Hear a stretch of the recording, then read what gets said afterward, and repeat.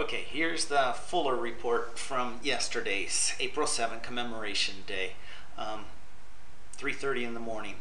As I headed to bed that day, I had a sense of peace that I hadn't known what to say. It was one of the toughest groups I could think of to speak to, and I knew it would be an emotionally charged day. But it was great, this sense of peace as I'd written out and kind of rewritten and edited and everything. And as we headed over there, drove past the school where these people had been. Some of you will have seen this school in the documentary Triumph of Evil. Frontline did that one before Ghost of Rwanda came out, and you'll see probably a 10-minute clip, if I remember right, of this school where people, at least 3,000 if not more, came onto the compound, and then the Belgian contingent pulled out, leaving them all to be slaughtered. And that was kind of the theme of my, not them leaving to be slaughtered, but the theme of my presentation was the power of presence. And a man, as I mentioned in an earlier blog, stood up with a testimony before who had been marched, telling about how they'd all been marched in a crowd towards what was kind of like the city dump away from the school, and maybe a kilometer or more. People trying not to be on the outside edges where they would be beaten and stuff, as this whole crowd is being marched up the hill to their death. It was they had the hill fixed up nicely with some big, large cement kind of mass graves, and I mean, it was as organized as you could. A big eternal flame that the president lit there, laying wreaths on the graves, and then there was presentations, and I'm looking forward to being able to share some of those presentations when I get back home. Some wonderful children's choirs, and of course this man who was describing walking up there with his wife standing beside him yesterday. I didn't know on his other side. I was just looking from this area. He had lost his arm. I actually couldn't listen to his whole testimony because I knew I'd be speaking next, and it was just very, very powerful. I listened to most of it, but when I got an opportunity to speak, it was an honor to be able to let the Rwandan people know that they had taught us about the power of presence, how we had seen them in years before the genocide, visiting the sick and the discouraged, staying all day and all night with a family who's mourning the loss of a family member. It's just really understanding, coming and not necessarily saying anything, just sitting quietly, which is often disconcerting to us foreigners because we're like, you think you have to say something, but they truly, truly did exemplify the power of presence. And then of course I was able to share the biggest one for me, which was for our family, which was our neighbors being present in front of our gate with denying access to the armed militia. When I think about that, in this evening as I met with some of those ladies, and to them it was like, you were nice to us.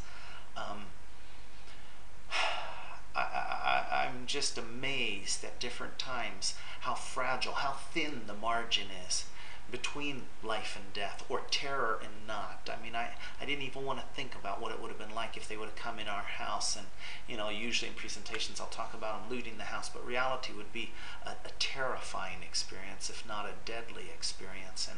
And then I think, so grateful our children were not terrified, and right away I'm thinking about the thousands and thousands of Rwandan children who were and still live with those memories and scars, and now many of them adults, and it's incredible the attempts that are being made at healing here, on this day. In the evening, went to the stadium, which is just down the block from where we're staying, and there were more than 20,000 people. I think I mentioned in another blog about going to rwandacandles.org and seeing some pictures from that evening. I'll bring some back, post maybe a couple here, but it was a gorgeous ceremony, and as one of the ladies on the platform was singing Amazing Grace, it was just, again, this power of presence, 20,000 people there in the stadium, and this music just washing over all of us. It was powerful. It was interesting as I was walking towards the stadium among the crowds on either side of the street, and unfortunately Teresa still wasn't feeling well enough to go out, so I was by myself, and a young man comes up beside me on the street, and he says, are you the one I saw on television today? And I said, yes. And he introduced himself to me. He said, I'm a survivor too. He was with his grandma in the northeastern part of the country, Byumba, when his parents lost their lives in one of the church massacres. He was 4, his little sister 2, and another one were spared. And their grandma has continued to raise him. He's now 19. And he said, but we're hopeful. I mean, this kid, and he spoke good English. I asked, where he'd been in Rwanda all his life, but no, he says, well, I actually speak better French, but he had learned it in school, and he had just won a competition to go to South Africa for 6 months, a scholarship type of affair.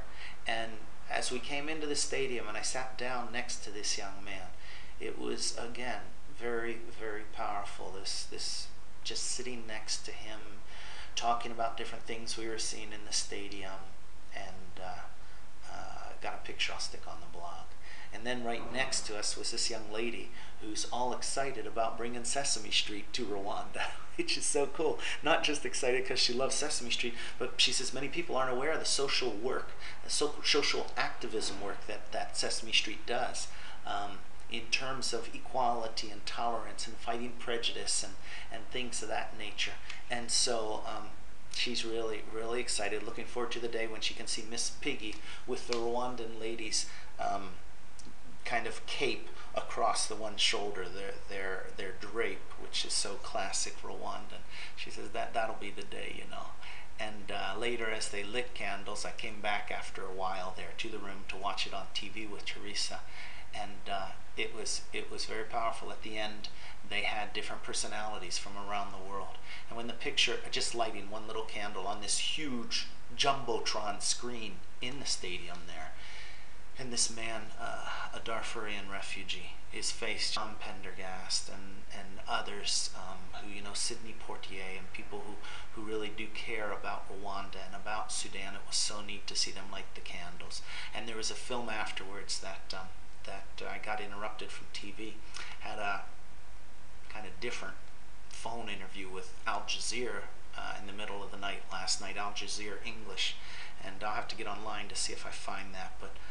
But it was an incredible, incredible day, incredible experience, and felt really fortunate. Sat in on a news conference that the Minister of Culture and Sports, who's in charge of all genocide education organizations and stuff, it all comes in his portfolio, as well as the Minister of Information, our friend Louise Mushikiwabo, and the chairman of a survivors organization. And it was very interesting. The one question I remember, foreign journalist asking, what about, during the day there were some people who just were really couldn't take it and wailed, and some had to be carried out, and yet among the, 3,000, 5,000 people gathered at this place, I think we can be grateful that it wasn't a larger number who lost it. And he said, what is this trying to remember and trying to forget, and what about the cost, the emotional cost of these events and things like that? And they handled it really well in terms of the healing process that needs to take place. I wanted to say, hey, it's not about remembering and forgetting. It's about remembering and healing, and then building, moving on. And for so many thousands of people yesterday, I think it was a very healing experience. As you see one video of the children who were singing and the words of their songs, among others, it was a powerful day. So I was really grateful. This evening, as I was walking back here towards the hotel, just inside the hotel compound, a lady stopped me and said, thank you. She said, I saw you on the television. I'm a survivor. And thank you for what you did for our country. And these expressions of gratitude have been just really, really touching. And I thanked her for her inspiration and willingness to move on. And this thing about surviving this, a survivor, having to survive, having survived, what I mean? What's it like living afterwards? And how is Rwanda responding to the world and seeing how they are building schools, building homes, coming together, homes for people who are returnees been refugees outside, homes for widows and orphans, and I think probably said earlier, even homes for prisoners who are being released. It is very inspiring. And to know that the sons of Rwanda are in Darfur very assertively doing their best to protect the people there in the camps. It's been very much an inspiring experience. So thanks. This one got a little long.